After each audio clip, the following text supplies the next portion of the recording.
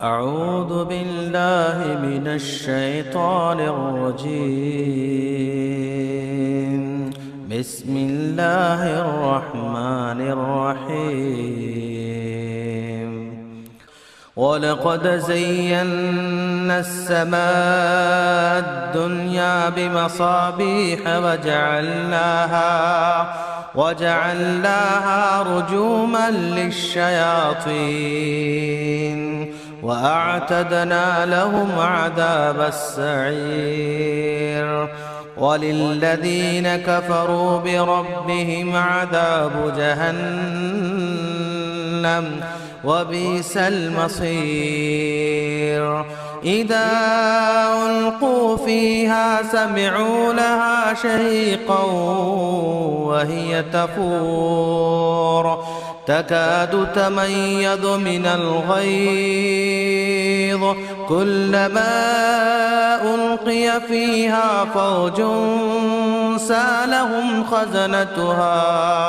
سألهم خزنتها ألم يأتكم نذير.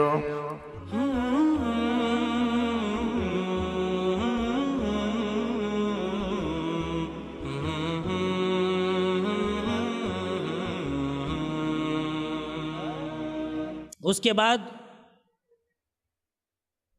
دوسری جو طالبہ اس سال فارغ ہو رہی ہے وہ ہے قریشی خدیجہ الکبریٰ بنت عبد الخالق، جو کہ اخلاص کی اہمیت اس موضوع پر آپ کے سامنے میں تقریر کریں گی. ان سے گزارش کی جاتی ہے کہ وہ تشریف لا کر اپنے موضوع کی وضاحت کریں. السلام علیکم ورحمۃ اللہ وبرکاتہ. الحمد للہ الذی لم يتخذ ولدا ولم يكن له شريك في الملك ولم يكن له ولي من الذل والصلاة والسلام على رسوله الأمين. أما بعد، قال رسول الله صلى الله عليه وسلم: إن الله لا ينظر إلى صوركم وأموالكم ولكن ينظر إلى قلوبكم وأعمالكم. رواه صحیح مسلم. قابل احترام صدر اجلاس، معزز مہمانان خصوصی، عزیز سامعین و سامعات اکرام، آج کے اس 5ویں سالانہ اجلاس کے اندر میرا موضوع سخن ہے اخلاص کی اہمیت. لفظ اخلاص کا معنی ہے چھانٹنا اور ملاوٹ سے پاک کرنا، اور شرعی اصطلاح میں اخلاص سے مراد یہ ہے کہ بندہ اپنی عبادت کے ذریعے صرف اور صرف اللہ سبحانہ و تعالیٰ کی رضامندی اور اس کا تقرب حاصل کرنے کی نیت کرے، اور اپنی اس نیت میں دنیاوی مقاصد میں سے کچھ بھی نہ کرے. یعنی عبادت اور عمل صالح کے لیے اصل محرک بندے کے دل میں اللہ سبحانہ و تعالیٰ کی محبت ہو، اس کے حکم پر عمل پیرا ہو کر اللہ تعالیٰ کی رضامندی اور اس کا تقرب حاصل کرنا ہو، اللہ تعالیٰ کی مغفرت اور اجر و ثواب کی طلب ہو، اس کے عذاب کا ڈر اور خوف ہو. بندے کے دل میں دنیاوی اغراض و مقاصد میں سے کچھ بھی نہ ہو. حافظ ابن رجب رحمۃ اللہ علیہ اخلاص کی اہمیت کی وضاحت کرتے ہوئے ارشاد فرماتے ہیں کہ جب بندہ کوئی عمل کرے تو اسے یہ یقین ہو کہ میرا اللہ سبحانہ و تعالیٰ مجھے دیکھ رہا ہے، مجھ پر مطلع ہے، میرے قریب ہے. لہٰذا جب بندہ اپنے عمل میں اس چیز کا استحضار کرتا ہے اور اسی کیفیت کے ساتھ اپنے عمل کو مکمل کرتا ہے تو وہ گویا مخلص بندہ ہے، کیونکہ اخلاص کی اس کیفیت کا استحضار بندے کو غیر اللہ کی طرف متوجہ ہونے یا اللہ کے علاوہ دوسروں کے سامنے جھکنے سے روکے رکھتا ہے.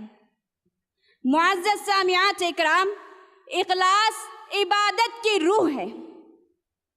ہر عبادت میں اخلاص کی حیثیت ایسے ہی ہے جیسے ایک جسم میں روح کی حیثیت ہوتی ہے. جس طرح ایک جسم روح کے بغیر مردہ ہوتا ہے، اسی طرح ایک عبادت اخلاص کے بغیر مردہ ہو جاتی ہے. جس طرح ایک جسم بغیر روح کے زندہ نہیں رہ سکتی، اسی طرح ایک عبادت بغیر اخلاص کے زندہ نہیں رہ سکتی. تو معزز سامعین و سامعات اکرام، ہمیں اپنی عبادت کی زندگی کے بارے میں غور و فکر کرنا چاہیے۔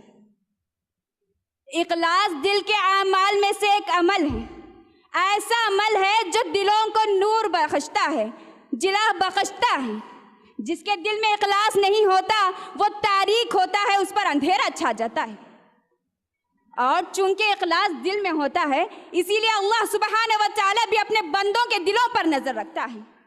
جیسا کہ صحیح مسلم کے اندر حدیث نمبر 2564 کے اندر آتا ہے، ابو ہریرہ رضی اللہ تعالیٰ عنہ کہتے ہیں اللہ کے رسول صلی اللہ علیہ وسلم نے ارشاد فرمایا، ان اللہ لا ينظر الى صورکم واموالکم۔ اللہ کے رسول صلی اللہ علیہ وسلم ارشاد فرماتے ہیں کہ بے شک اللہ سبحانہ و تعالی تمہارے خوبصورت صورتوں اور تمہارے کشادہ مال و دولت کی طرف نظر نہیں رکھتا، وَلَكِنْ يَنْظُرُ إِلَىٰ قُلُوبِكُمْ وَأَعْمَالِكُمْ، بلکہ اللہ سبحانہ و تعالیٰ تو تمہارے اخلاص بھرے دلوں اور تمہارے اخلاص بھرے اعمال پر نظر رکھتا ہے۔ اخلاص کی اہمیت کا اندازہ اس بات سے لگایا جا سکتا ہے کہ دنیا کے اندر جو کچھ موجود ہے سب ملعون ہے، سوائے اس چیز کے جو صرف اللہ رب العالمین کے لیے ہوں۔ معزز سامعات اکرام، اللہ کے رسول صلی اللہ علیہ وسلم ارشاد فرماتے ہیں، الدنیا ملعونۃ ملعون ما فیہا، کہ دنیا اور جو کچھ اس کے اندر ہے سب کے سب ملعون ہے، الا ما ابتغی بہ وجہ اللہ، سوائے اس کے جو صرف اللہ تعالیٰ کے لیے خالص ہوں۔ معزز سامعات اکرام، اخلاص ہی وہ چیز ہے جو ہر بندے کو اس بات پر مجبور کرتی ہے کہ وہ اپنی زندگی کے تمام اعمال کو درست طریقے سے سر انجام دے۔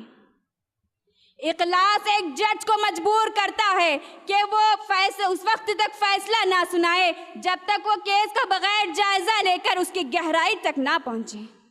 اخلاص ایک مدرس کو، ایک ٹیچر کو، ایک استاد کو مجبور کرتا ہے کہ وہ اپنی تدریسی عمل میں بھرپور محنت کرے اور اپنے طلباء و طالبات کو ہر بات جزیات اور تفصیلات کے ساتھ سمجھائے اور ساتھ ہی ساتھ ان کی اخلاقی تربیت بھی کرے۔ اخلاص ایک تاجر کو، ایک ویاپاری کو، ایک دکاندار کو مجبور کرتا ہے کہ وہ پاکیزہ لین دین کریں، دھوکہ، فراڈ، خیانت اور جھوٹ سے اجتناب کریں۔ اخلاص ایک کاتب کو، رائٹر کو، مصنف کو مجبور کرتا ہے کہ وہ اپنے ہاتھ اور قلم سے حق بات لکھے، کسی کو خوش کرنے کے خاطر یا دنیاوی مفاد کے خاطر حقائق کو تبدیل نہ کرے۔ اخلاص ایک ملازم کو مجبور کرتا ہے کہ وہ اپنی ڈیوٹی ذمہ داری کے ساتھ ادا کرے اور اپنا پورا ڈیوٹی ٹائم اپنی ذمہ داریوں میں صرف کرے۔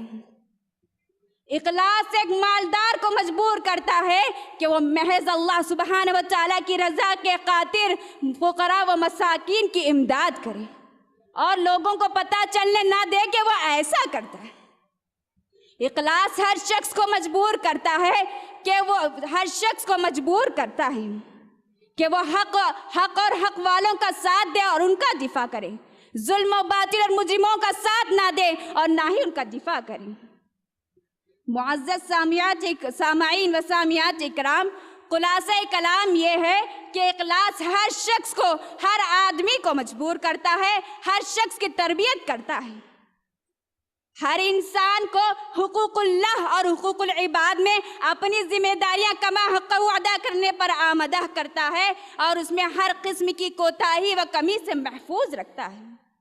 آخر میں اللہ سبحانہ و تعالیٰ سے دعا ہے کہ ہم تمام کو اپنے کاموں میں اخلاص کو اپنانے کی توفیق دے، آمین یا رب العالمین۔ وما توفیق الا باللہ، والسلام علیکم ورحمۃ اللہ وبرکاتہ۔